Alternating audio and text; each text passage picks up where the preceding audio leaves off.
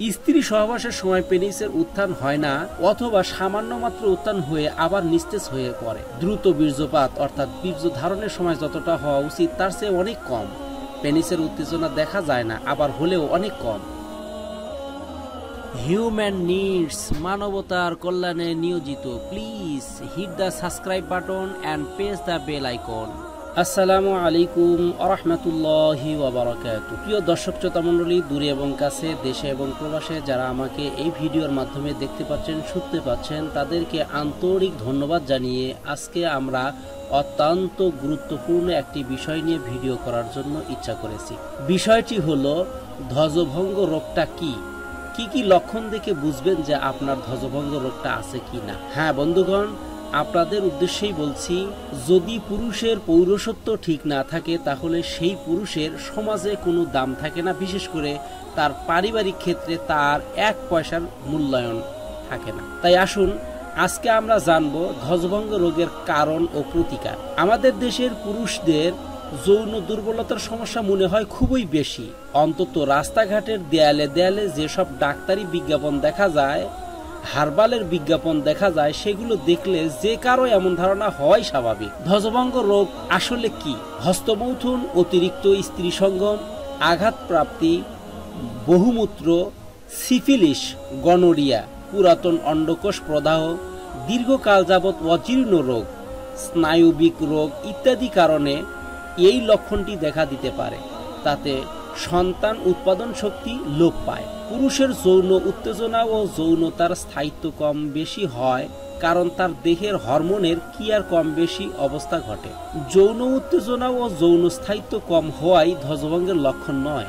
অনেক ক্ষেত্রেই দেখা যায় যে তার যৌন ক্ষমতা ঠিকই আছে, কিন্তু মানসিক কারণে বা হীনমন্যতার জন্য ধ্বজভঙ্গ ভাব প্রকাশ পায়।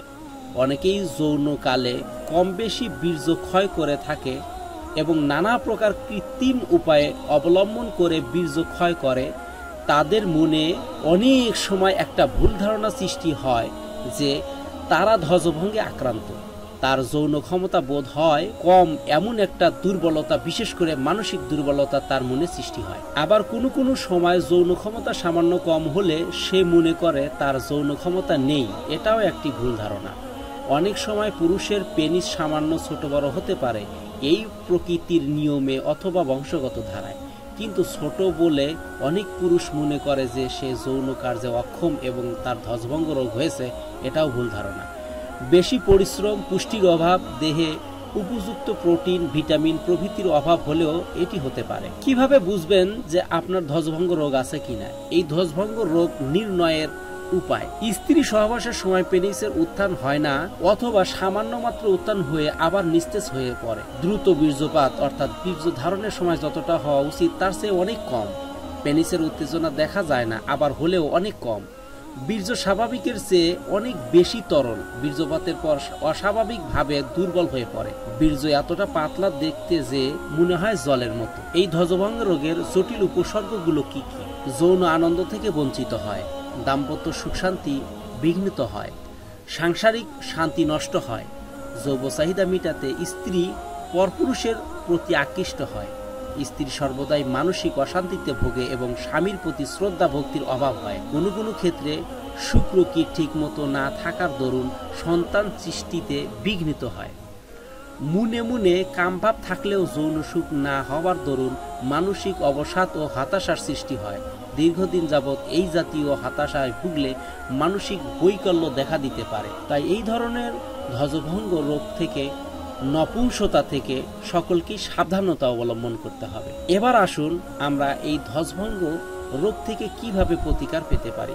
তার জন্য আপনাদেরকে স্ক্রিনে দেখানো হচ্ছে যে একটি হাতিসুরার গাছ আপনি কিভাবে উঠাবেন এবং সেই গাছটি কিভাবে আপনি সেবন করবেন, সেই ভিডিওটি আপনাদেরকে স্ক্রিনে বারবার দেখাচ্ছি। প্রিয় দর্শক শ্রোতা মণ্ডলী, আমাদের ভিডিও আপনাদের কাছে কেমন লাগলো এই বিষয়টি জানিয়ে আমাদেরকে কমেন্ট করুন। পরবর্তীতে কি ধরনের ভিডিও দেখতে চান সেটিও জানাতে ভুলবেন না।